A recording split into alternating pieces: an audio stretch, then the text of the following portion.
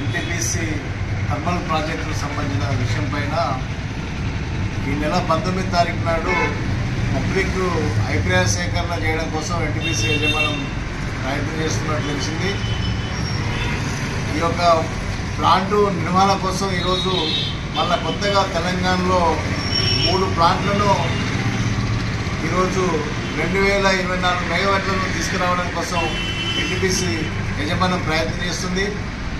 వాస్తవంగా ఇప్పటికే ఎన్టీపీసీ ఈరోజు ఉన్నటువంటి ప్లాంట్ల ద్వారా ఈ రామగుండం పారిశ్రామిక ప్రాంతంలో అనేక పొల్యూషన్కు గురైపోయి ఈరోజు అనేక మంది ప్రజలు అనారోగ్యాలకు గురైనటువంటి పరిస్థితి ఉంది. ముఖ్యంగా అస్తమా, బీపీ, షుగరు, తర్వాత కిడ్నీ సమస్యలు, తర్వాత క్యాన్సరు, అనేక రకాలుగా జబ్బులు ఈరోజు గురైనటువంటి ఎక్కువ మంది ఈరోజు రామగుండం పారిశ్రామిక ప్రాంతంలో ఈ ప్రజలు జీవిస్తున్నారు.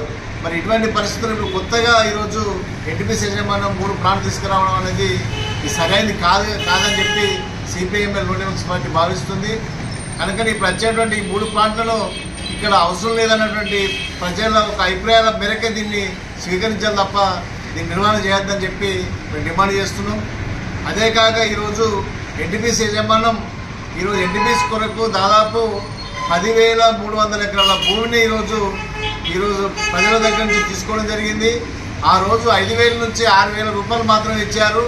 అదే భూములకు ఈరోజు ₹1,00,00,000 దాకా ఈరోజు మార్కెట్లో ఉన్నటువంటి వాల్యుయేషన్ ఉంది. మరి ఆ భూములను ఈరోజు ప్లాంట్కు సంబంధించినటువంటిది కాక ఎక్సెస్ భూములు తీసుకొని ఈరోజు సింగరేణి కూడా 727 ఎకరాల భూమిని లీజు పేరుతో కూడా అమ్మడం జరిగింది.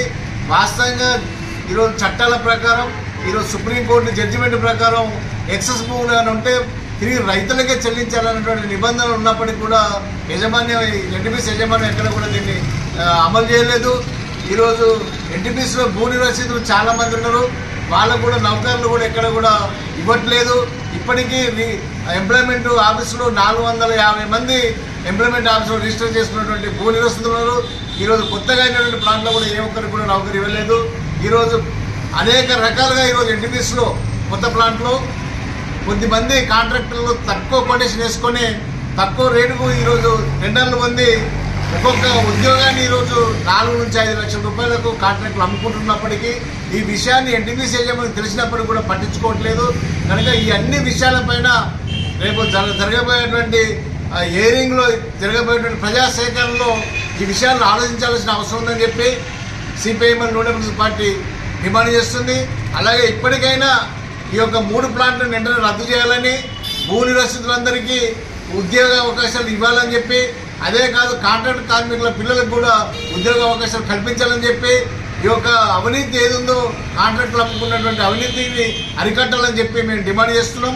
అట్నే ఈరోజు భూ నిరసితుల గ్రామాలలో కూడా అనేక రకాలుగా మౌలిక సమస్యలు కూడా చేయాల్సిన అవసరం ఉంది. ఈరోజు సిఎస్ఆర్ నిధులు కేటాయించి అనేక పద్ధతుల్లో ఇలా వాటర్ కానీ, తర్వాత చెట్లు కానీ, రోడ్స్ కానీ ఇవన్నీ మౌలిక సమస్యలు చేయాల్సిన అవసరం ఉందని చెప్పి ఈ సందర్భంగా ఎన్టీపీసీ యజమాన్యాన్ని మేము డిమాండ్ చేస్తున్నాం.